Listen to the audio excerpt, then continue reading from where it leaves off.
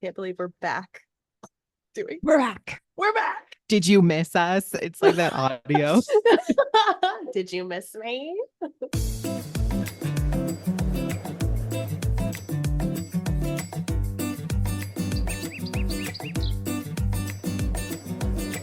Hello, everyone, and welcome to the show. I'm Blair. And I'm Kirsten, and we are mediocre content. We're back, baby. A hell of a long time since we have said that. Oh my God. I feel like my mouth isn't used to it. Yeah, me neither. Me neither. Those, I was like, what is this podcast that I do in my life? Like, I don't know how to do this anymore. Maybe we need to do those theater exercises where like, mommy maybe my or something. I don't know. Are they Mommy choir? made me mash my M&Ms. Of course you know. Yes, of course I know. Oh. So I would like to just let everyone know we are coming to you live from two separate hotel rooms. And it might be incredibly difficult. Hashtag homeless. Hashtag homeless. Not in that sense. Sure. Yeah, we're fine. Everything's fine. Don't worry. We're working on it. We're just having some difficulties securing housing in our new moving places. They say it's not a phase, Mom, but it is kind of just a phase. So I'm grateful for all the phases. Yes, it's just a phase of the moving process when you move with the military. And for those of you who know, you know, and for those of you who don't know, it's fine. Believe me, we're totally fine. For those of you who don't know, thank your lucky stars. Yeah. All that said, it's fine. Yeah, it's totally fine. We're doing good. I was going to say this kind of in the good news is like the first story, but we both have made it successfully to our destinations. Ooh, yes. Which is truly a blessing. Yes. And then we have both ended up moving to places that don't experience winter in the true form. So, and that is, depending on how you feel, that is a blessing as well. So I have enjoyed so far my woman's winter inside every place I go to because outside it's like 1,000 degrees and you're sweating from every orifice, and then you're like, okay, let's go have lunch, and you're sitting there shivering in the cold of the AC, and you're like, I need a sweater. It's just so great. That's on peak air conditioning of the South. That's what that is. True. You don't get that in Rhode Island. No, you don't. And what was it? Oh, I was gonna say something else that was funny, and now it's gone. See, I'm out of practice. It's fine. Be more funny, Blair. I do my best. I'm not even that funny to begin with, to be really honest with you. Now that's a lie. We're hilarious. We're a bag of laughs, let me tell you. But yeah, so we both made it. Everything's fine. There's no winter. We've both moved to the summer court at Qatar. I read those while we were gone. All right. I've yet to read those. I'm on it. I got it. Oh my God. You have to. I'm also reading so there's like 3. So there's Akatar, and then there's 2 other book series that are in the same universe, or like the Sarah J. Maas universe. Sure. And so I'm reading Crescent City now, and it's so good. It's just as good as Akatar. So you're going to be fully fed with the amount of books that you can read. I think I've decided that once we actually like move in to a home or whatever, I think I'm actually going to treat myself to a Kindle, because even though I'm a physical book girly, you can't be hauling that stuff around. So I am also a physical book girly, but Chris got me a Kindle for my birthday, which is so nice. Yeah. Thank you, Chris. You're amazing. Yeah. Anyway, so he got me a Kindle, and I've been using it since we've been moving because I didn't want to lug all my books around, and I love it. The way in which, first of all, it doesn't give me arthritis in my wrist because the book, if it's over like a certain number of pages, like the book is heavy. Yeah, right? That's true. So it's very light, and get also, carpal tunnel. Right. It's very ergonomic. Okay. Sure. Also, it's nice because you can read multiple books you can do this anyway, but like you can read multiple books at a time. You have like like an entire library. There's a bunch of free books on Amazon. It's amazing. Not sponsored, but like this is the Kindle has changed my life, and it doesn't give me a headache like other screens do sometimes. Like it's really Yeah. good. The format, they've really nailed down like the screen vibes. Because, like, that was my fear too. Like, we're surrounded by screens. I mean, we're freaking Hmm. talking to a screen right now. And then you go to Hmm. bed and you're like wanting to get cozy, and then you're Hmm. also on another screen, you know? Well, and they Yeah. have the ability, so it has very little blue light, and like Nice. you have the ability to like warm up the screen in order to make it less, like more red almost, to Okay. like Yeah. reduce the amount of blue light to keep you up. And it's really good at looking matte. It doesn't look Oh, like shiny. yeah. Okay. So you can read it in the sun and there's no glare off of it, you know. Nice. That's good It's for the very cool. beach. Yes. Oh my gosh, it's Yeah. amazing. Yeah. Okay. Well, I need 10 out of to. 10. You need to do it. Ugh, I need. Join the cult. Uh, the other thing I want to do is just like a big picture is Yeah. when if and when we ever had our own house, I want like those like inset curved really tall Hmm. cutouts beside our Hmm. bed, and I want to have like the wall sconces and shelves so that I can put like my current physical reads. This is outside the Kindle realm, but I want to put my like, physical Yeah. reads and decorate the shelves and like make it so cute and pretty. Maybe like paint the Yeah. inside. It's gonna be great. I've already decided that even if I read the book on my Mm-hmm. Kindle, if I love Yes. it and You're like gonna have buy to it. have it, I'm going to buy it, a physical Agreed. copy, and put it in my library. But Yes. this is just a more efficient way to like sift through all the things that I kind of hate or That's like a decide I don't thing. like, you And know? I think that's the downside to like being a physical book girly is you don't really know how you're gonna like it, but you Correct. have to buy the book in order Correct. to find out. I guess unless you just read it in the Barnes and Noble while you're I mean, that's the next there. level that I I'm don't not have. there. It takes me, although I do enjoy reading, it takes me a long time to finish a book. Oh Like yeah, okay. Yeah. I mean, depending, I guess I've been reading a lot of long books. Like the last book I Right. read, the Crescent City first book is like 800 pages on Kindle. Jeez, And okay. Yeah. so it was like really long. So it took me, at Yeah. least like almost a month, I Yeah. feel. That's fair. Um, but some people like whiz through all that stuff. I'm like not like Mm-hmm. that. I like to take my time. I do a little bit at a time. Yeah, that's fair. Yeah. Yeah, we're casual. We're not Yeah. like trying to speed read everything. Give me a rice. Anyway, so let's get this show on the road, shall Yeah, we? We have long so much, story long. like, I know we really like haven't talked in this way. We've It's talked on the true. phone, but it Yeah. hasn't been like on Zoom, so we're just like super chit chatty today, more than we normally are. So we're trying really hard to like stay on track. Anyway, It's hard. I'm gonna just claim really quick Yeah, yeah. because we need to like move right along. I have a hard out today. Um, Cleaning, cleaning. all right. So before we get started, obviously we're not experts on anything. If you have listened to this podcast at all, Mm-hmm. we are out here just like doing our best, you know. True. We pull a lot of our information from articles on the internet that we find and like try to vet to make sure that they're like reputable sources, but otherwise we're just out here doing the best we can with the information that we have, just like all of you. Mm-hmm. So um, we encourage you to do your own research because we may not always be right all the time. And please correct us if we're wrong. You guys know you can find us on Instagram. You can find us on TikTok. You can find us on any podcast streaming platform and just and YouTube and leave us Yeah. just like a little comment to say, hey, I think you're wrong about this. And we'll be like, great, we'll correct it in the next episode.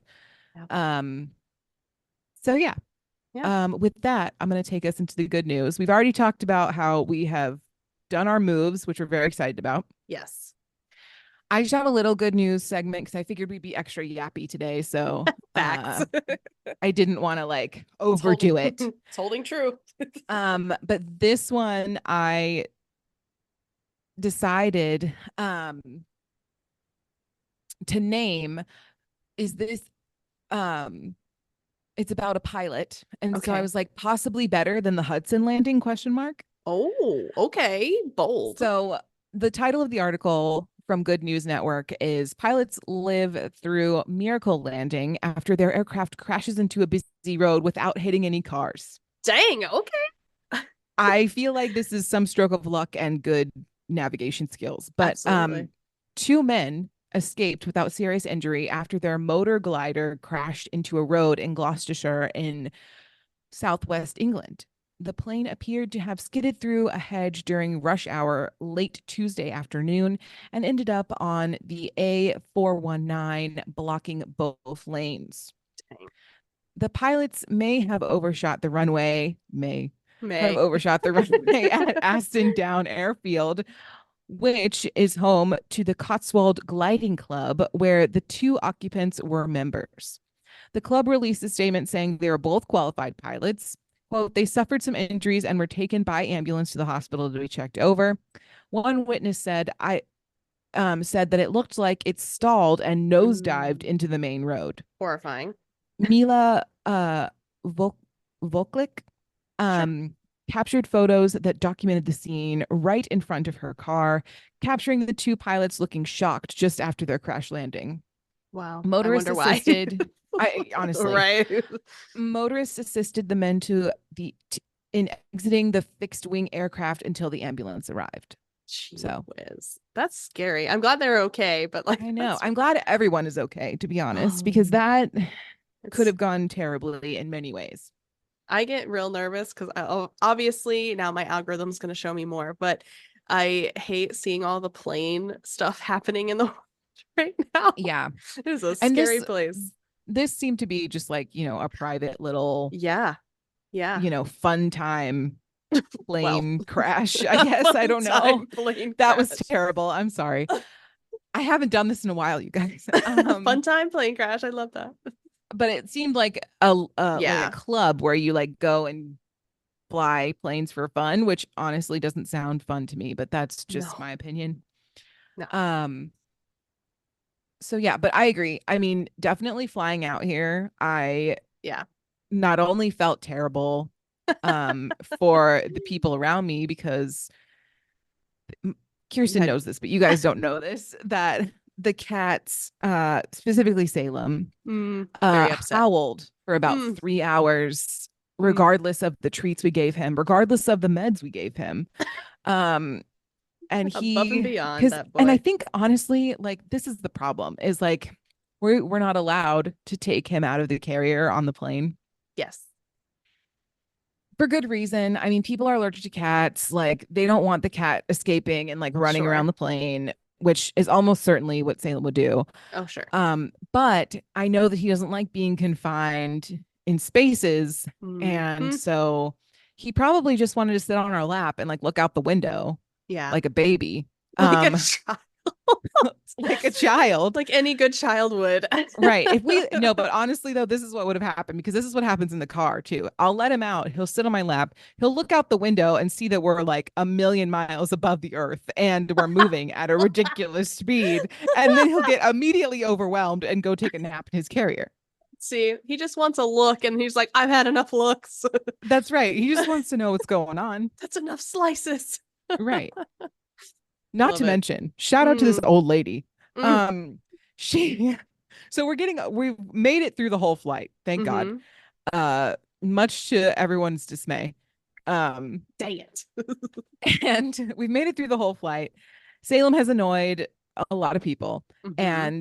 But like some of these nice guys from the back, like we're all exiting the plane, and Chris and I are kind of waiting with the cats so that we go last so that everyone can just because we're gonna Yeah. be a lot.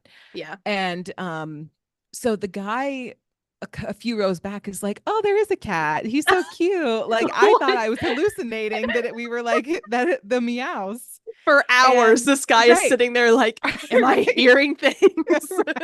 right, right. So I was like, okay, well, at least it was kind of muffled to like some Sure. of the people around us because it is loud, on the Yeah. plane. I was like, great, okay. So maybe it was just like the immediate like three or four people around us that Yeah. No, it that's was annoying. great. And then this grandma, like Mm-hmm. 2 or 3 rows back and to the right of us, was like, I heard him the whole time. Oh my gosh, that And is I so was like, annoying. great. There's nothing I can do about it. So sorry. Like he Yeah. would have been this way in cargo and he would have probably overheated and died. So like Yes. I don't want to hear it from you, No. ma'am. Yeah. No. I did the That's best I could to keep my cat sedated and it turns out he needs more meds, which how could I know? How would you know? He's never done this How would I before. Oh, know? I love that. Right. I love it when people want you to make sure to know how miserable you How made mis them. First of all, I was the amount of guilt that I Oh, I had know. Because was you're sitting there like, freaking out for them I'm and for the people yeah, around you. for Yeah. three For hours, three I'm like, hours. out Yeah. of a 5.5 hour flight, I'm like Yeah. devastated that this is not going the way that I think it's gonna go. And I can't get my cat to be quiet. And I'm exhausted because I've been up Right. since 2 a.m. And like I get it, lady. No, yeah. I believe Yeah. you me. And we're like Me. praying and hoping that the infant baby 2 rows in front of us has like a whole meltdown to like cover up I the I cat. would pray so hard. Yeah. Okay. I would also hope that that baby would just have a full meltdown. That's all I wanted. I just Yeah. wanted the baby to have a full meltdown, like for at least an hour, so that we could just like take the pressure off of Salem for a while. Jeez. And I bet Jinx was just sitting there like the perfect angel, just like, why, what are you freaking out about, man? Totally. Absolutely. But I will say, to their credit, they both did amazing during security because if you don't Right. know, you have to take your cats out of the carrier and walk them through the security Ooh, um thing. And we have TSA pre-check, which is a blessing. So we yeah. didn't have to do anything except put our stuff. Well, and Hmm. apparently like LAX, you have to take your laptops out and like all this Yes. other stuff. Like sometimes you don't have to, but at Yeah. LAX you do. And so we had to take all of our electronics out and put that in a bin. We had to take the Mm. cats out of their carrier. We had to put our regular stuff in a bin. And then we walked through security with the Such a cats like pain. on our shoulder, and they had their little harnesses on and everything. They look so cute, but they were like so overwhelmed with the amount of Yeah. people that they like didn't do anything. They were just, so we stood by and like Attached. Yeah. waited for the carrier to like get through the security. So that went well and everything was Yeah. fine.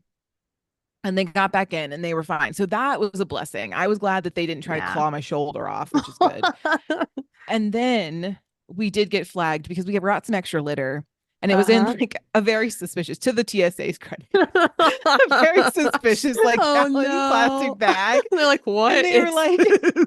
I really thought we were gonna get arrested or something because they were like, okay, so what the fuck is this?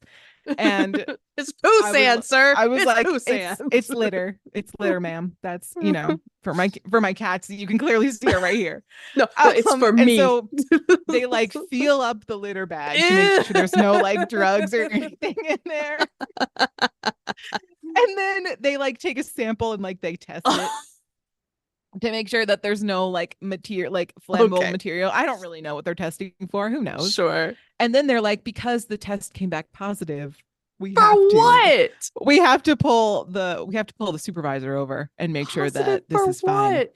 I have literally no idea. I was thinking like uric acid or something maybe, but it wasn't like used litter. It was like regular like clean litter. So I don't Next know. time, it's gonna be used litter, and you can dangle I your little phalanges in the poo I don't sand, know. and we I can don't have a know. talk. Ooh, Anyway, so they checked the litter. We were gross. able to go through to our flight because Mm, it's fine. We mm. didn't have to go to like a holding cell or something. Um, but it's not like they needed to use the bathroom anyway. So Right, because they were so right. freaked out. Yeah, So we probably could have foregone the litter situation, but whatever, it's you fine. didn't know that. Yeah, yeah, Yeah. that's chill. Well, It was like just in case, you know what I mean? I mean, I the cats for you were definitely a big one. Apparently, the accident proneness was for us, but we also drove, so Mm, you didn't have that mm. factor involved. So Right. I'm Yeah. just, just The glad we all other the made other it thing safely.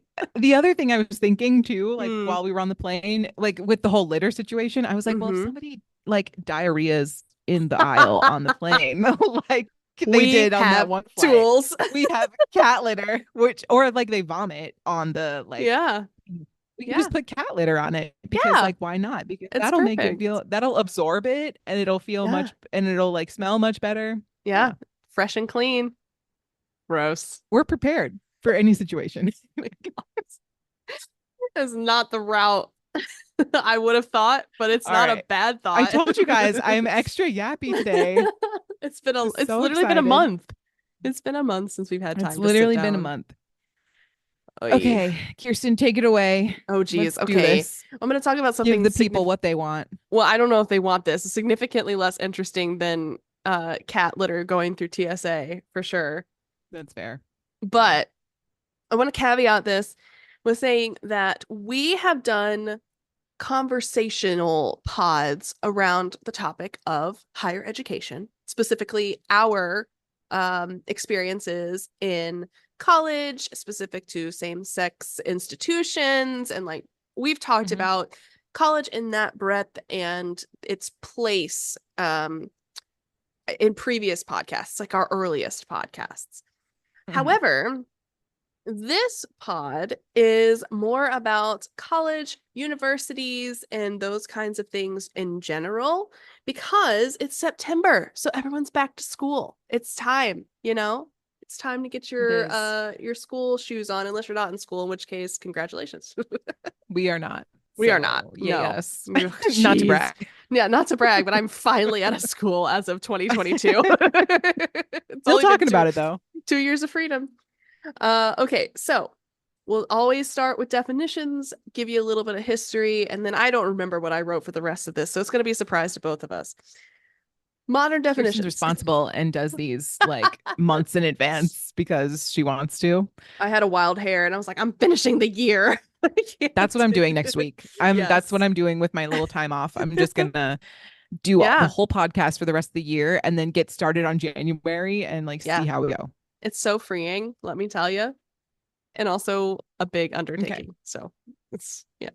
It's fine. We're doing it. So there's two different terms, at least over here in the United States, that we use for higher education facilities, one being a college and one being a university. And there is a difference. So here it is. Colleges generally offer certificate programs, 2-year programs for associate's degree, or 4-year programs for bachelor degrees. And they can be public or private, which can be tailored to religious groups, genders, ethnicities. They're usually smaller in their size than enrollments in a university. And some examples include community colleges, liberal arts, vocational, trade schools, HBCUs, or in historically Black colleges is what that stands for. So they're a little bit smaller. They can sometimes be really tailored to the population needs or like smaller degree requirements as well. So they're not going through what universities do, and that is graduates, masters, PhD programming. That's really what a university is. So at a university, you can still get a bachelor's, but you can also stay at the same university and go on to your, higher degrees, which is really what that's for. These can also be private and public, but they tend to have specific research for, that specific group of higher education. So, even more confusing though, sometimes colleges are within universities. So you can have a college that is housed within it. So Wharton School of Business is at the University of Pennsylvania, and that is a college that is hosted at the University of Pennsylvania. And it focuses on a field of study. Yeah. And I actually did this for a certificate program that I took. So at Columbia University, they also have Columbia University of Engineering, which provides you certificate and other bachelor type degree programs or associate programs. So I got a UX UI certificate at their engineering school that is part of Columbia. So, oh, nice. Yeah. So it's weird. Fancy. Yeah, fancy. For 2-year programs, academic years are generally called first and second year, and the curriculum is programmed to focus on broader studies as you're kind of ticking off your required elective courses, which is similar to high school, where you're not really focusing on one main topic. You're just focusing on a generalized scheme of topics. Community colleges are a good source for getting those out of the way because you get 2 years at a cheaper rate, and you get all the kind of lower level 100 to 200 level classes out of your way. And then when you go to a 4 or more year college, you can focus on what you actually care about, which is kind of nice, which is actually what my husband did. And then a traditional four-year program, whether it's at college or university, those academic years are divided like our high schools here. So you got freshman, sophomore, junior, senior. And generally, the first 2 years, similar to what you would do at a community college, are going to be spent doing your core education classes. And then the second year are your chosen field. Anything beyond a bachelor's can be anywhere from 2 to 4 extra years, sometimes 6 to 7, depending on what you're doing and how long it takes you to do it. It just depends on what you want to do.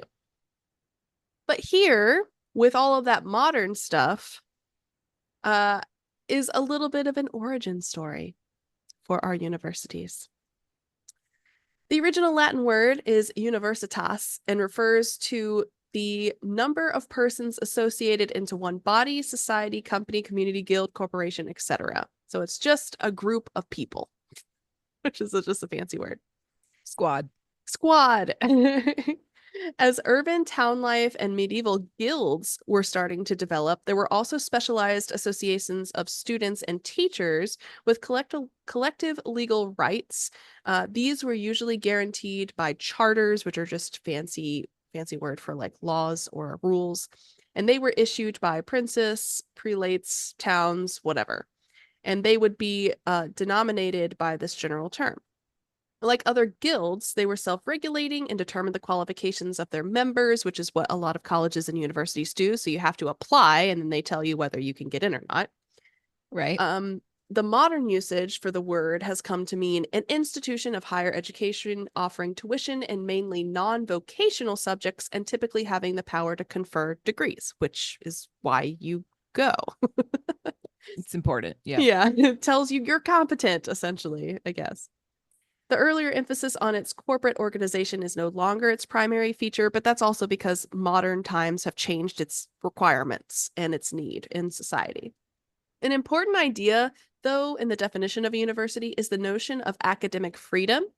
The first documentary evidence of this comes from early in the life of University of Bologna. Bologna?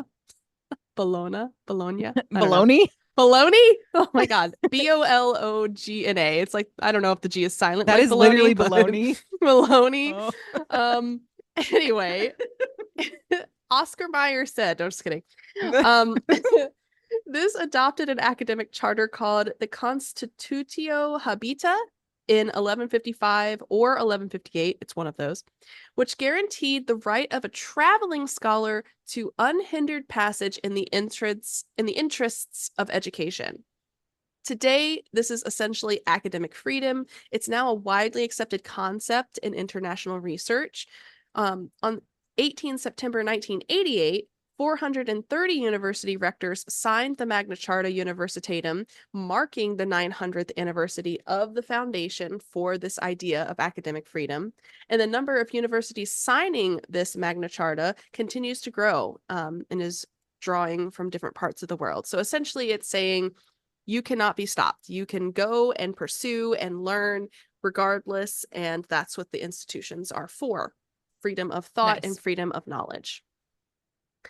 And then, as I titled the next section, things got medieval, which is always super fun. The formal institution that we know today is actually originated in medieval Christian traditions. European higher education took place for hundreds of years in cathedral schools or monastic schools, in which monks and nuns would actually teach their classes. Evidences of these immediate forerunners of the later university date to the 6th century, which is pretty far back. And specific to Europe, young men would proceed to the university when they had completed their study of the trivium, which was a preparatory arts of grammar, rhetoric, dialect, etc. Essentially, they went and did their primary school and then went for this for higher education, which is essentially what it's used for now. The earliest universities were developed under the Latin Church and obviously the cathedral schools. It is possible, though, that the development of the cathedral schools into universities was rare, with the University of Paris being the exception, apparently. Later, they were also founded by kings, obviously, because they wanted the education of their reign to pursue and surpass them. Yes. And it's just the way they go. or municipal administrations. So University of Cologne, University of Erfurt. The earlier medieval period, most of these new universities were founded from pre-existing schools, so they just made them higher education facilities. And many historians state that universities and cathedral schools were a continuation of interests of learning and promoted by the residents of a religious community. So, for example, Pope Gregory, what is that, the seventh? Seventh. Perfect. I can read Roman numerals.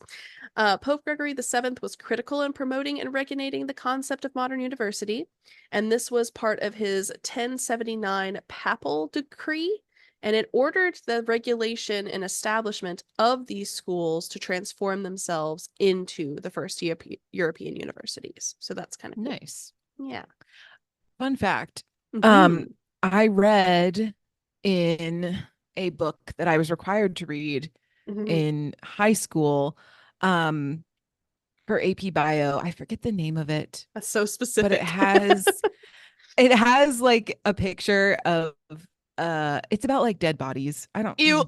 And like the decomposing of dead bodies. I'm so interested to hear where this is going.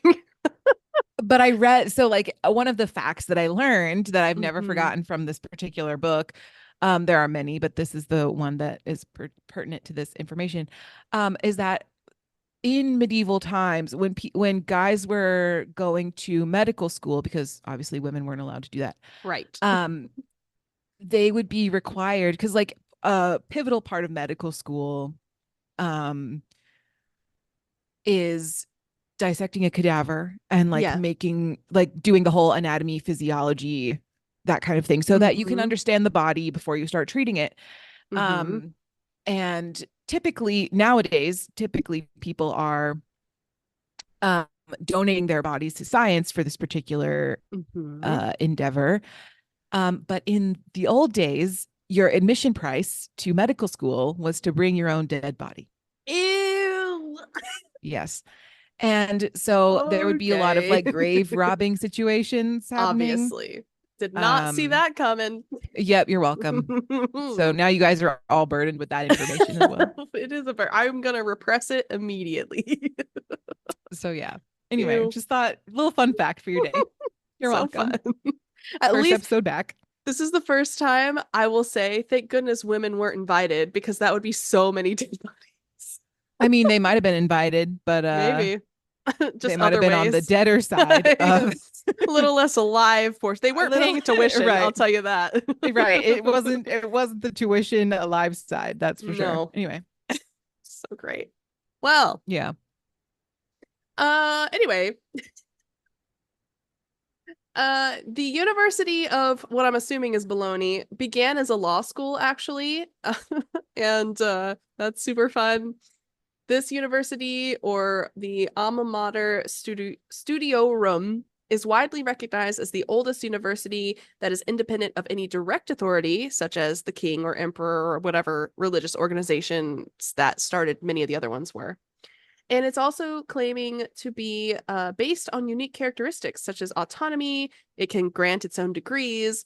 Its conventional date was 1088 or 1087, according to some of the records. So there are universities out there that weren't affiliated with a king wanting to pursue his own educational interests, or religion doing the same. All over Europe, rulers and city governments would begin to create their own universities to satisfy the European growing thirst for knowledge, and to believe that society would benefit, of course, from the scholarly expertise generated from these institutions. It's also important to note that this is coming out of a time when things like education and science and things outside of religious beliefs originally were very much frowned upon. And if you were to cite things like that, you'd be considered a witch or someone who was trying to turn the people away from God.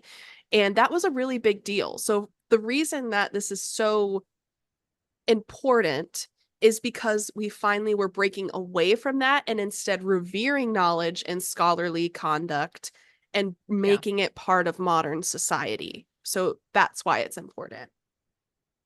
Yes, indeed. And also having facilities not associated religiously or monarchically I don't know the word that you would use for that, but part of the monarchy Separation of church and state is very important, because now you have people researching outside of being told what to believe, which is, and there was a significant amount of like monk research. yes. I feel like those were previously the houses of research and education, but like again, there's only so much you can do under religious pretext. So exactly. Part of this development also had to do with the emergence of humanism, which is essential to this particular understanding of the prominence of scholarly expertise and the growth of the knowledge bank. Essentially, it was the revival of interest in the knowledge originally gained from those previous people in Greek texts that were essentially touted as irresponsible and not of the belief system. So, for example, yeah, very tough. So this is like the recovery of Aristotle's work. This is like you're going back and you're like, maybe he really was onto something, and pulling those old works and really giving it a chance to be translated, authenticated, researched more in depth with new technologies. And it fueled, again, that spirit of questioning of what natural processes there were and learning about the world around you in a very holistic way. Yep. Some scholars believe that these works represented one of the most important documented discoveries in the Western intellectual history. Richard Dales, for instance, calls the discovery of Aristotle's work, quote, a turning point in the history of Western thought, because after this reemergence, a community of scholars primarily communicating in Latin would accelerate the process and practice attempting to reconcile those Greek antiquity thoughts, particularly relating to the natural world with those of the church. So kind of combining, okay, well, what does the church say? What does science say? And now combining those two thoughts to get to the root of actual authenticity. During the early modern period, which was the 15th-ish century to 1800s, the universities of Europe would see a tremendous amount of growth. At the end of the Middle Ages, about 400 years after the first European university was founded, there were 29 universities spread throughout Europe. By the 15th century, 28 new ones were created and another 18 added between 1500 and 1625. This pace would last through the end of the 18th century, where there were approximately 143 universities in Europe, with the highest concentrations actually in the German Empire, which were 34 of them, Italian countries, 26, France, 25, and Spain, 23, which essentially is a 500% increase overall. Yeah. So can I just say, while we're still on European universities, I did visit Oxford when I was in the UK. Yeah. And they did film a lot of Harry Potter there, fun fact. And it was cool to like see all that stuff. I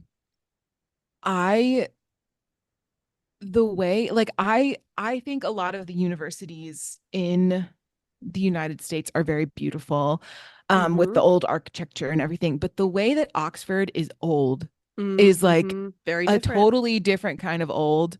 It's almost like the building structures are just so like more medieval almost. And I'm sure that there's like a specific like architectural term. Sure. But it's just so beautiful and so just like steeped in like education and it makes you want to go read a book in a library with like a cup of tea, just the whole vibe is amazing. And it's in a beautiful setting too. It's not in London, it's like outside of London, so it's very beautiful. But yeah, I just wanted to like put that in there because it's just the way that these institutions make you feel when you're there is very cool, I think. And very important, because you also think about like how many educated people have walked those halls over the years and how many things have come from that educational process since then is huge. Yeah. I agree. And because of that, similar to Oxford, there are 9 colleges in America that actually still operate from that colonial style time frame. So Harvard, for example, I'm sure many people have heard of that. That was 1636, so it came right out of that time frame where all these things were happening in Europe as well. The College of William and Mary, that was 1693. Yale, 1701. Princeton University, 1746. Columbia University, 1754. Brown University, 1764. Dartmouth College, 1769. Rutgers University, 1766, and the University of Pennsylvania, which they couldn't nail down a date. It was like 1740 or 1749, but it's still part of that time frame. I would also like to say that the majority of these colleges are now considered Ivy League. And then also, much later, hundreds of years later, they would get their sister companion college, which we talked about in our same-sex education episode. So that's something to go look back on if you guys want to, but they do have like sister colleges. And then now, as of present day, they're all like combined into one. Well, I think some of the sister colleges like still exist as independent, like Smith, for example. Right. But a lot of them have combined just for like monetary purposes, I think. So. And the other cool thing about these colleges as well is they were funded by the colony or England, and like that was the influence. So a lot of the university's history come from pieces from Europe who were establishing and were moving their thoughts and religions and communities to America and influencing those infrastructures. Yep. So yeah, by the 18th century, universities published their own research journals, and by the 19th century, the German and French university models had arisen and were really prominent. The German or Humboldtian model, sorry if that's wrong, was conceived by Wilhelm von Humboldt and based on Friedrich Schleiermacher's liberal ideas pertaining to the importance of freedom, seminars, and laboratories in universities. So I'm sure that's why we have a lot of labs in universities. I've spent too many hours there. The French university model involved strict discipline and controlled every aspect of the university and its experience. And until the 19th century, religion, of course, was still playing significant roles in a lot of the curriculum. However, the role in religion in research universities decreased, obviously, because it was just a different mindset. They were moving away from a lot of that. In the United States, the Johns Hopkins University was the first to adopt the German research university model and pioneered the adoption of that model for most of the other American universities that would take place after. In Britain, they moved from the Industrial Revolution to modern times and saw the arrival of new civic universities, emphasizing science and engineering, and movement initiated in 1960 by Sir Keith Murray and Sir Samuel Curran, formed the University of Strathclyde. So I'm sure they specialize in science and engineering. Since then, colleges and universities are pretty much freaking everywhere, and you can find one for any budget, discipline, structure, funding style, and we'll dive into the nation's top universities in the US and internationally in our second half. Tired of dealing with lawn work in the sweltering heat of summer? Or maybe you're not a fan of being attacked by spiders while raking the leaves in the fall. I know I'm not. No matter what lawn and garden service you need, we have a solution for you. If you live in the Richmond, Virginia area, KT Maintenance LLC is your one-stop shop for lawn care, brush removal, and even mulch and rock delivery. Whether you need commercial or residential services, each job gets a free estimate from owner and operator Chris Thornton. To get your free estimate today, call Chris at 804-986-8270 or send an email his way at ktmaintllc@gmail.com and get your lawn and garden feeling fresh. Welcome back. I hope you're enjoying being educated about education. It's like educationception or something, you know? Educational inception. Yeah. Okay. So with all that history, that's all fun and whatever. But what we really care about is its structure, who's the best based on the internet, and that's what I'm here to answer for you. So generally, institutions are structured fairly universally. So what I mean by that is who runs them, what's the hierarchy, etc. So usually universities have a board of trustees, which is typically a president, a chancellor, or rector, which is just a person in charge, at least one vice president, vice chancellor, or vice rector, so just the step down from each of the first ones, and then, of course, deans of various divisions. They're generally divided into a number of academic departments, schools, or faculties, because usually you have multiple areas of education you can be part of at a university. Mm-hmm. So you have to have specializations. And then the difference between that and like just a public university system is that they are ruled by government or higher education boards. So we're talking private versus public here. They review financial requests, of course, like we talked about, budget proposals, allocate funds within the university and the system. So some of them are for-profit, some of them are non-profit, depending on the style of the university. Mm-hmm. They also, of course, can approve new programs, cancel existing ones, make changes. Essentially, they are running top to bottom how this thing functions, what's offered, and the growth and development. Some of this is determined by education funds by the state or the country or the county. However, many public universities in the world have a considerable degree of financial research and approach of learning autonomy. Private universities, obviously privately funded, broader independence from the state. However, it just depends on what you like and what you don't like. It's really what it comes down to. Or what you want to support and what you don't want to support, what you can afford and what you can't afford. Right. The funding and organization of universities is widely different between countries, obviously, for obvious reasons. Sometimes universities are predominantly funded by their state, while others come from donors with fees from students attending that they have to pay.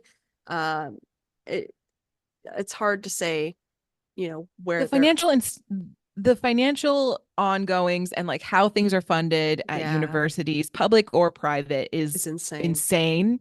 Yeah. And really we could do a whole nother episode on that, in my opinion, just because like when Sweetbriar shut down, we had to become like semi experts on like how things are funded, because we were like, why is this happening? Like, that's ridiculous that this is happening. I don't know. It's true.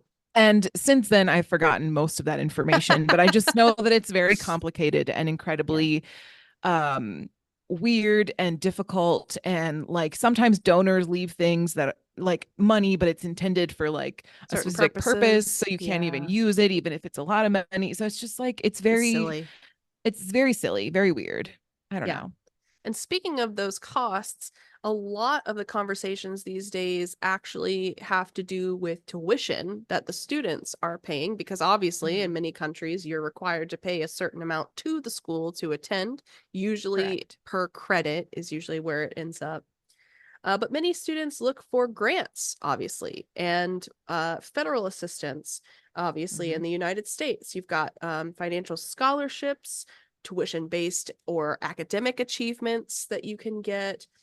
Major exceptions to those. It just depends on what you qualify for. So a lot of people, like I went in for FAFSA, which is a federal loan. It's not a grant. The difference between a loan and a grant is you don't pay the grant back. A loan you have to. So that depends on what you're eligible for and what your income is based, or your parents' income at that point.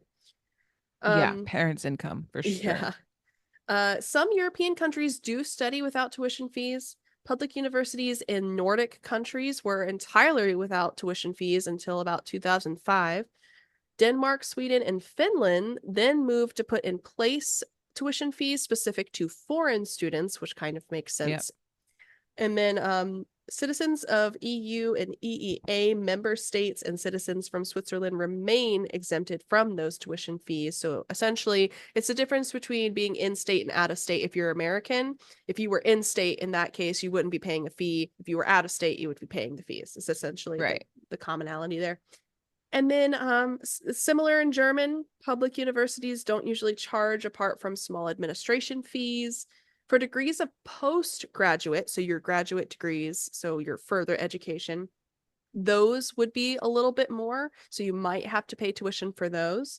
Private universities can charge whatever they want. So in general, if we're talking about money, it's estimated that the average four-year program specific for college tuition is around $38,000 per student per year, including books and other applicable expenses. That's what they say. So that seems low to me, but all right. I said the same because I would picturing it more like 50 to 60, but who am I, or more. And it's also, again, it's hard to say because private versus public is different, right? State to state is different, college versus university, it's just whatever. So the overall annual growth of tuition, though, has more than doubled. It's currently 4.11%, and the average on-campus housing for a public four-year institution costs like $27,000 per year.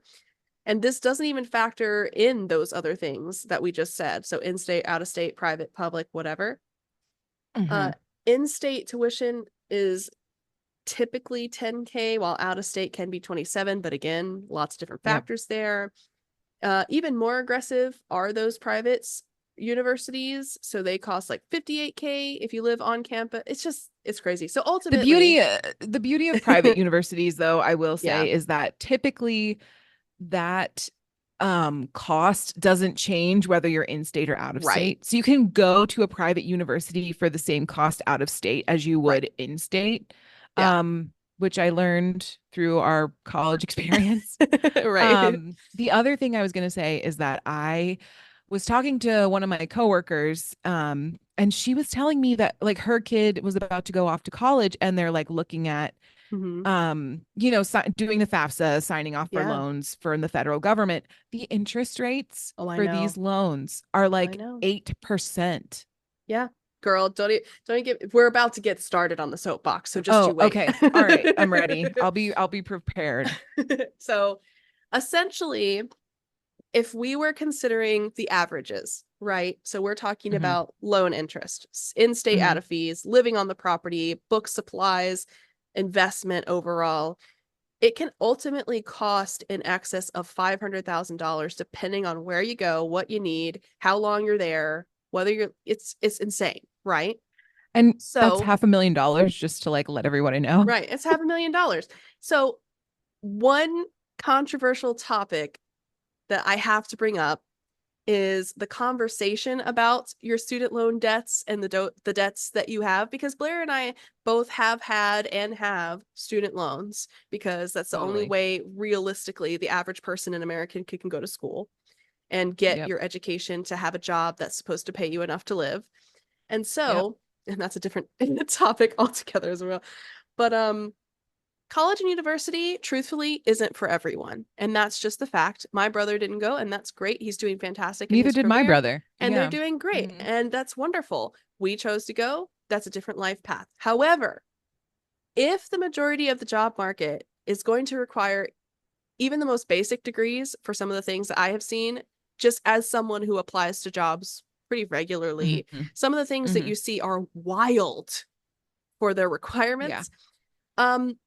This could set that young person, that young adult, back $500,000 just to achieve potentially a lower paying job that does not support that lifestyle choice of going to school and then having to come out. An entry-level job. An entry level, yes. Let's be honest. So I personally just want to say go for it.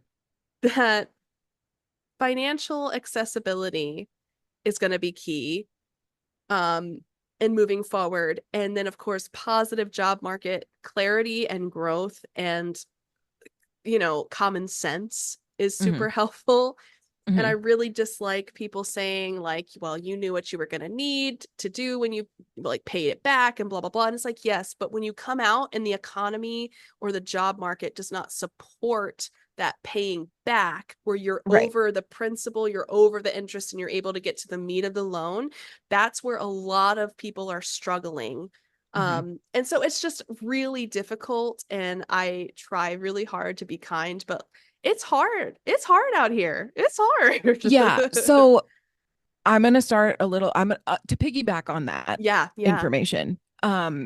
We were of the first generation of kids. Well, not Mm-hmm. first. I would say like we're younger millennials. Yeah. Um, but we were of the generation where like our parents were old enough to be like, "Hey, you should probably go to college," Yep. because I went to college and or didn't go to college and Mm-hmm. I made it through, but like you would do a better, like you would You do a do good better. job. You would Mm-hmm. do better going to Mm-hmm. college. From our personal experiences, you know, like thousands of dollars and Yeah. 2 or 3 degrees later, Yeah. we're making money, but it's not like great money. No, It's not not the money that our no. parents were making at our age Without a degree now in some without cases. a degree. Yeah. Yeah. No, I know. The other thing I'll say to speak on my brother, I know I said a minute ago that he did Mm-hmm. not go to college, and initially he didn't do the traditional. He did vocational school. He went to an apprentice school and Mm-hmm. became an electrician, which is what he's currently doing. But he also real has now met a barrier Mm-hmm. in his company where like if he Yep. doesn't go to school, he can't move up and like get a higher paying job. So he Yep. basically caps out at, I would say, maybe like $80,000 a year, which is fine. Yep. Like some people would say that that's good money, which it is, Yep. but it's not like money where you can support a family in this economy. No, not at all. Exactly. And I think that's where people So, get messed up. right. Yep. Yeah. So, with all of that, I just want to say be kind to your students, and those that don't go, that are totally acceptable, but know that they are doing their best and they're doing like they wanted to go to school or maybe they Yeah. felt like they needed to go to school, but on the back end of that in Mhm. this current moment, it's very difficult to get back on your feet after Difficult. that. Yeah. Yeah. Well, and like your loan payment is a huge Oh, chunk. Like you could be paying off a car, you could be paying a yeah. mortgage, like It's it's a one huge chunk of your thing. income. Yeah, Yeah, it's even true. if your interest rate is low, like I refinanced my loans to make my interest rate the same across the board to pay less overall because Mm-hmm. some of my loans were like really like the interest rate was Insane. astronomical. Yeah. Yeah, and so anyway, also I would like to say that Philip is in school right now and he's doing so good. He got straight A's anyway. Woo. But he's going back to get his bachelor's after all this. But Nice. like he's doing it like a couple classes at a time because like it's so you It's can't so just like hard. quit your job and go back to school. Like you just can't do it. It's too expensive. Yeah. Yeah. No, I know. Um yeah. So And anyway, yeah, and the thing, just so people have a margin, because you'll see it, but I have seen it where somebody will owe, let's say your owe back loan is $80,000. We'll just say that because that's the most recent one I've mhm, seen. But the payback was $80,000 and they'd been paying for like 10 however many years, and they have yeah. paid $90,000 and owe 78,000. That's the situation we're in, where you're paying so much in interest over time that you're Yeah. actually exceeding even what you originally owed, and you just stay trapped in this Yeah. constant whatever. So Yeah. just wanted to put that out there. I know it's a difficult topic for a lot of people, but I'd also like Yeah. let's be kind and understand that everybody's in a different space, and it can be really difficult because Yeah. it's not easy. Yeah. I mean, I've been in school, let's see. So I got out of high school in 2012. Yes. I went to I graduated with a degree in 2016, Yep. ended up going to nursing school and graduating in 2020, and I'm still Mhm. paying student loans. Right. Like, and I'm Yeah. probably still going to be paying student loans well into my 30s. I just turned 30 last month. Yep. And like, Yeah. I'll be 50 before this is all dead and gone. That's Like, what I mean. And then it just yeah, passes on to the next generation. right. Yeah. No, I know. And I didn't Tyler, even yeah. have that much, like Right. comparatively to a lot of people. I didn't have it like a ton of loans. I remember sitting in this was at this is when I transferred to Randolph after the whole debacle. Um Hmm. But I remember sitting, it was a required meeting for all seniors so that you knew who your company was, what your options were for repayment for your loans, blah, blah, blah, blah, Totally. blah. Yeah. And we were Yeah. sitting there, and this girl behind me was in literal tears. This girl owed back $120,000. Uh, And she yeah. was obviously devastated. Totally. And that's just a college. Randolph College. It's a 4-year bachelor's degree. Yeah. That's it. And I take pity on anyone who wants to be a Oh, doctor yeah. nowadays, unless you Whew. come from a family of like significantly wealthy people. Oh, yeah. You're But doomed. like, Yeah. because Caroline, she, Yeah. I'm Insane. not gonna like say No, exact no. amounts, but like she owes back a ton from her bachelor's. Yeah. Her master's was free because she worked through that whole thing Mm-hmm. for the school. But Mm-hmm. then like for medical school, not only was she taking out loans for like just the education, but she was taking out loans to live because you can't have a job when you're in medical school. I mean, some people do it and like they hustle, but it's so hard because So like hard. it's medical school. Like Yeah. there's so much information and so many things you have to do, and Yep. it's crazy. Yeah. Yeah. So just be kind to your peoples. Be Yep. nice, please. We're trying our best. Education It's hard. is hard out here. It's difficult for many reasons. So, with all of that joyous conversation, I'm now going to give you a look at, let's say you're one of those people and you're like, nah, I don't even care about cost. I don't care about loans. I just want to go to the best of the best in the world. Well, I'm going to Must tell be you, nice. right? I'm going to tell you what the internet rates as the top 15 international schools. So, this is across the world, and then we'll go into the USA lineup. So, number one per Blair experiences Oh, as well is the University of wow. Oxford in the UK. That is still Love that. touted as the number one school in the world. I've never actually taken a class there, just so everybody knows. No, I she did just only visited. visit. I bought a Yeah. sweatshirt from the gift shop, okay? But that was it. That reminds me of when you told me that your mom bought that Jaguars t-shirt, because I totally did too, like her one Uh-huh. visit to Jacksonville. No, she definitely did. Yeah. She's from that one visit to Jacksonville, she is a diehard Jacksonville Jaguars fan. Just Girl saying. preach. It was very fun. But she was also born there, but she like doesn't remember Oh, living yeah. there because she was so Yeah. young. So anyway. Yeah. Anyway, continue. Number two is Stanford University in the US. The US also takes number 3 and 4 slots with Massachusetts Institute of Technology and Harvard University. Uh, Naturally. naturally. The University of Cambridge in the UK is number 5. Princeton is in the USA. The California Institute of Technology takes number 7. That's also in the USA, of course. Number 8, Imperial College of London in the UK. Number 9, University of California, Berkeley, specifically in the USA. 10 is Yale. Yale, how'd you get all the way down there? That's actually really Yale. good. Why did you Yale. drop out of Yale? This is insane. Number 11 is actually ETH Zurich in Switzerland. Number 12 Fancy. is Tsinghua University in China. Number 13 is the University of Chicago in the United States, which I did not expect. I guess it's a really good college. I don't know much about it. Number 14 is Peking Shout out University. Chicago. Yeah, for real. In China. And then number 15 rounds us off with Johns Hopkins University in the USA.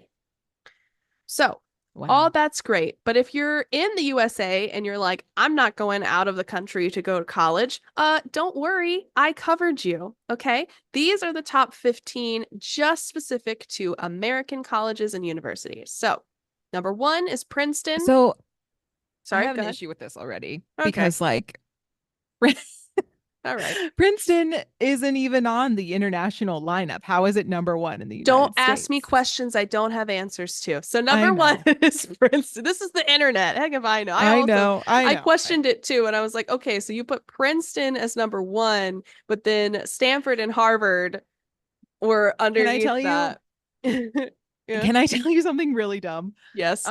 So you know the movie A Cinderella Story with Hilary Duff and Chad Michael Murray, right? Yes, everybody knows that movie. Yeah. Yes. Okay.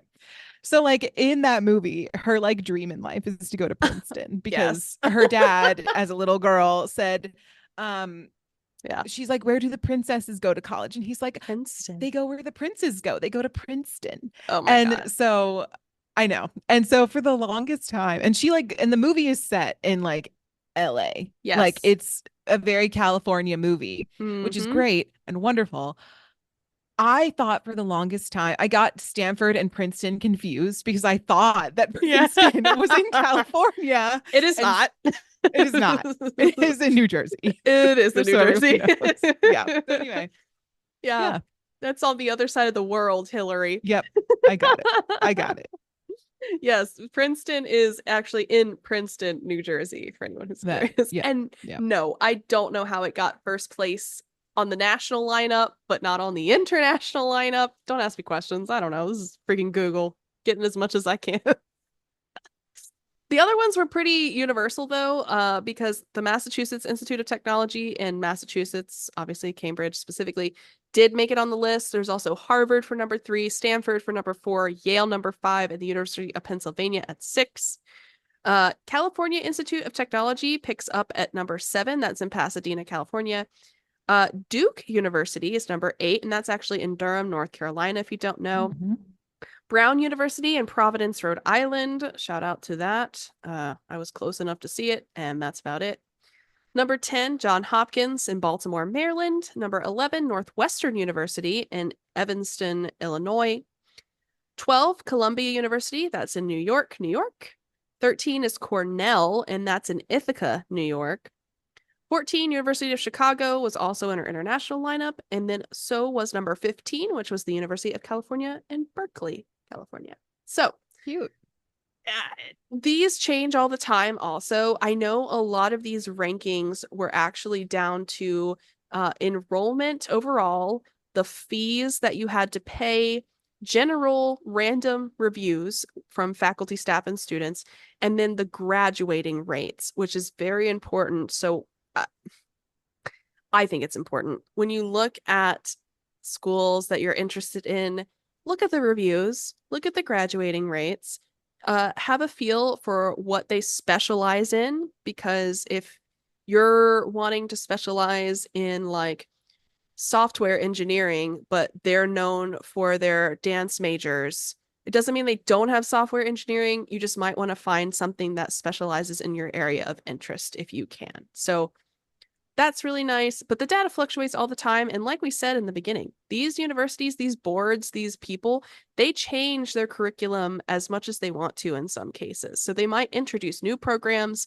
They might, remove a program that you've previously had.